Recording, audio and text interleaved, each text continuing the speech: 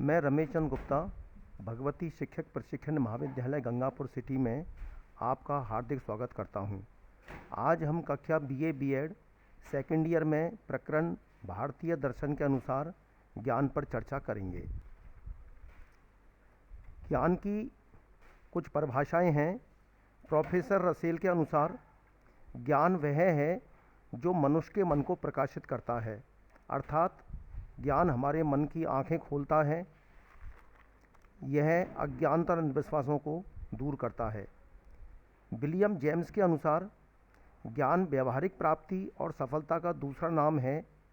ज्ञान हमारे चरित्र का निर्माण करता है, हमें अनुशासित करता है और हमारे जीवन को सार्थक और सफल बनाता है।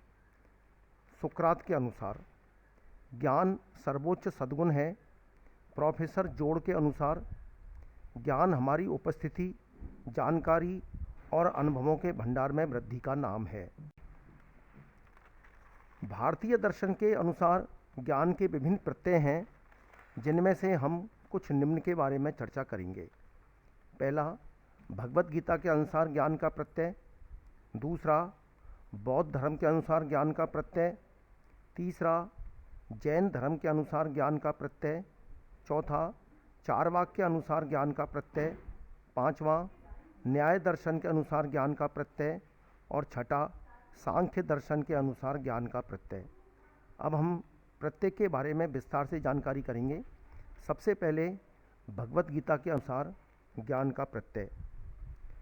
भगवत गीता शैक्षिक दर्शन का एक महान स्रोत है, जिसमें भारतीय समझदारी कूट कूट कर भरी हुई है। भगवत गीता में ज्ञान को इस प्रकार परिभाषित किया गया है: ज्ञान वह है जिसके द्वारा हम सभी मानवों को एक ही प्रकार अनुत्तेजित दृष्टिकोण से देखते हैं और जहाँ व्यक्ति द्वारा अनेकता में एकता देखी जा सकती है। इसी को ही शुद्ध ज्ञान कहते हैं। गीता वेदों का निचोड़ भी कहा जाता है। गीता ने ज्ञान को अपरा और परा दो भागों में वर्गीकृत किया है। अपरा विद्या में ज्ञान भौतिक ब्रह्मांड से संबंधित दिया जाता है। इसे अनुभव ज्ञान भी कहते हैं। इसे भौतिक ज्ञान या शिक्षा कहते हैं। इस ज्ञान की प्राप्ति शरीर, मन तथा इंद्रियों द्वारा की जा सकती है। गीता में अपरा ज्ञान परा ज्ञान से घटिया समझा जाता है, इसलिए अपरा शिक्षा को अपने आप में साध्य नहीं समझना चाहिए। इस विद्या में सभी विज्ञान तथा अनुभव ज्ञान सम्मिलित होते हैं, जिसे मन तथा मस्तिष्क ग्रहण कर सकता है। परा ज्ञान, यह ज्ञान आध्यात्मिक होता है। इसका संबंध ईश्वर के ज्ञान से होता है। इस ज्ञान के द्वारा मानव अपनी तथा आत्मा के प्रति एकता को समझ सकता है। इस विद्या में आत्मा का ज्ञान सम्मिलित है। इस प्रकार का ज्ञान निपुण, अनंत और सार्वभौमिक होता है। भगवान श्री कृष्ण ने परा विद्या का निचोड़ भगवत गीता के 7वें अध्याय में किया है। इस अध्याय के 4थे और 5वें श्लोक में वे कहते हैं: धरती, जल, अग्नि, वायु या मत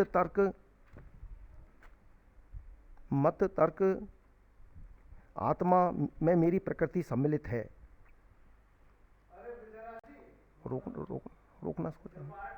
रोकना इसको एक मिनट। बौद्ध धर्म के अनुसार ज्ञान के प्रत्यय में, बौद्ध धर्म के अनुसार अज्ञानता ही पीड़ा का कारण है। इसलिए यदि अज्ञानता को समाप्त कर दिया जाता है तो पीड़ा समाप्त करने की भी संभावना बन जाती है। अज्ञानता को केवल ज्ञान द्वारा ही समाप्त किया जा सकता है। अज्ञानता जहाँ बंधन का कारण है, वहाँ ज्ञान मुक्ति का स्रोत भी है। इसी कारण बौद्ध मठों में 5 प्रकार के शिक्षण अधिगम पर बल दिया जाता है: शब्द ज्ञान, शिल्प ज्ञान, चिकित्सा शिक्षा, आध्यात्मिक शिक्षा और निर्वाण।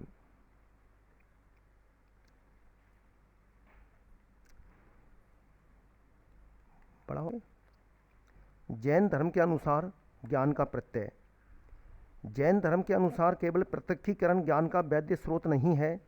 उनके अनुसार प्रत्यक्षीकरण के अतिरिक्त निर्णय करना और आपत वचन भी ज्ञान के वैध स्रोत हैं। जैन धर्म के अनुसार भी अज्ञानता बंधन का एक कारण है। ठीक प्रकार के ज्ञान से मुक्ति प्राप्त हो सकती है। इसके लिए सही विश्वास, सही ज्ञान और सही आचरण आवश्यक है। जैन धर्म के अनुसार ज्ञान 2 प्रकार का होता है। पहला, प्रमाण भी 2 प्रकार के होते हैं: पहला प्रत्यक्ष और दूसरा अप्रत्यक्ष, इन प्रमाणों से व्यक्ति तथा अन्य को भी ज्ञान का प्रकाश मिलता है। प्रत्यक्ष ज्ञान किसी वस्तु का सही ज्ञान होता है, इसे आत्मा मानस या इंद्रियगत द्वारा प्राप्त किया जा सकता है। दूसरा है नाया, इस प्रकार का ज्ञान किसी वस्तु का ज्ञान प्राप्त करने वाले का किसी संदर्भ या संबंध से होता है। जैन धर्म के अनुसार प्रत्येक वस्तु में असीमित गुण होते हैं। जब हम किसी वस्तु को उसकी किसी एक गुण के आधार पर स्वीकार करते हैं, ये नाया के माध्यम से ही करते हैं। जैन धर्म के अनुसार ज्ञान का प्रत्यय। चारवाक के अनुसार ज्ञान का प्रत्यय।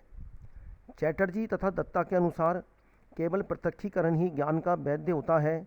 उनके अनुसार गैर प्रत्यक्षीकरण स्रोत जैसे निर्णय करना, आपत वचन तथा शब्द जो ज्ञान के परोक्ष स्रोत हैं, वे व्यक्ति को गुमराह कर सकते हैं। इसलिए हमें प्रत्यक्षीकरण पर ही विश्वास करना चाहिए।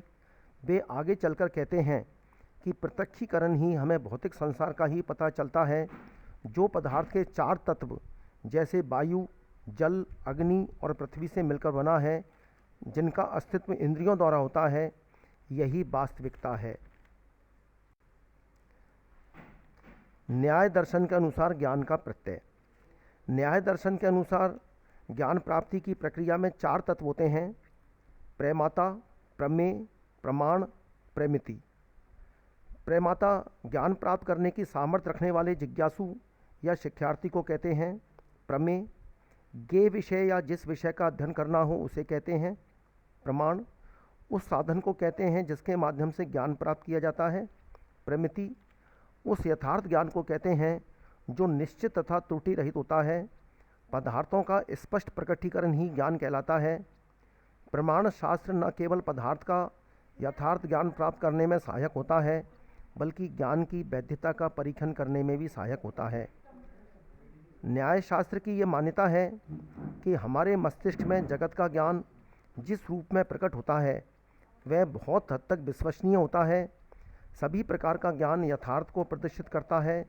जब कभी हमारे मन में पदार्थ की यथार्थता का ज्ञान प्राप्त करने के लिए आकांक्षा होती है, तो हमें तार्किक आलोचना के लिए एक विषय मिलता है। न्याय दर्शन में ज्ञान के उक्त प्रकार के अतिरिक्त प्रत्यक्ष या अंतर्दृष्टि है। गंगेश के अनुसार प्रत्यक्ष ज्ञान वह ज्ञान जिसको सीधे रूप में ग्रहण किया जाता है, अर्थात साक्षात हो। यह वह ज्ञान है जिसकी प्राप्ति में अन्य ज्ञान की आवश्यकता साधन के रूप में नहीं है। इस दृष्टि में प्रत्यक्ष ज्ञान के दो प्रमुख भेद हैं: इंद्रियजन ज्ञान, अंतर्ज्ञान। जिस प्रकार इंद्रियजन ज्ञान के लिए किसी अन्य ज्ञान की आवश्यकता नहीं होती, ठीक उसी प्रकार ही अंतर्ज्ञान सहज रूप से एकाएक उत्पन्न होता है। उसमें भी अन्य किसी ज्ञान को साधन के रूप में प्रयुक्त नहीं करना पड़ता। शिक्षा में दोनों का महत्वपूर्ण स्थान है, लेकिन प्रशिक्षण इंद्रियजन ज्ञान का ही हो सकता है। सहज ज्ञान के लिए दूसरे प्रकार की साधना करनी पड़ती है। सांख्य दर्शन के अनुसार ज्ञान का प्रत्यय। सांख्य मत में वैध ज्ञान को प्रमा कहा जाता है तथा अवैध ज्ञान या मिथ्या ज्ञान को अप्रमा कहते हैं। सांख्य के अनुसार पदार्थ की निश्चित एवं त्रुटि रहित अर्थ प्रमा कहलाती है, अर्थात वही ज्ञान सत्य है जिसमें बुद्धि की वृत्ति वस्तु के रूप को सही ढंग से प्रस्तुत करती है, अर्थात यथार्थ ज्ञान शुद्ध बोध या ब्रह्म रहित ज्ञान को प्रमा कहते हैं। दूसरे शब्दों में जो ज्ञान ज्ञाता को पहले से ज्ञात ना हो किंतु निश्चित एवं सही हो, वही प्रमा कहलाता है। प्रमा दोषमुक्त गुणयुक्त भ्रम रहित होता है। प्रमा यथार्थ अनुभव है जो स्मृति से भिन्न ज्ञानेंद्रिय और वास्तु के संयोग से उत्पन्न साक्षात ज्ञान है। यह ज्ञान सामान्य होता है, वस्तुनिष्ठ होता है और हर स्थिति में समरूप रहता है। ज्ञान प्राप्त करने के तत्व। ज्ञान प्राप्त करने के तीन तत्व होते हैं: प्रमाता, प्रमेय, प्रमाण। प्रमाता अर्थात ज्ञाता जो आत्मा या पुरुष है तथा चैतन्य स्वरूप है। प्रमेय अर्थात ज्ञेय विषय। प्रमाण यह विधि जिसके द्वारा महत का रूपांतरण होता है तथा प्रमेय तथा प्रमाता प्रमेय को जानता है। ज्ञान की उत्पत्ति के संबंध में सांख्य मत व्यवहारवादी मनोवैज्ञानिकों के उद्दीपन अनुक्रिया सिद्धांत से मिलता जुलता है। इस मत के अनुसार ज्ञान वस्तु विशेष के आकार या अन्य गुणों के माध्यम से उत्पन्न होता है। परंतु ये बाहर से आकर बुद्धि पर आरोपित नहीं होता है, अपितु बुद्धि किसी उपयुक्त उद्दीपन को पाकर वस्तु का आकार ग्रहण कर लेती है। बुद्धि की यही रूपांतरण वृत्ति केवल प्रत्यक्ष ज्ञान में ही नहीं बल्कि चेतना के सभी रूपों में पाई जाती है। बुद्धि व्यक्ति की चेतना से प्रकाशित होती है और तभी ज्ञान उत्पन्न होता है। धन्यवाद। आज की वीडियो यहीं ख़त्म होती है। आपको ये वीडियो पसंद आई होगी। धन्यवाद।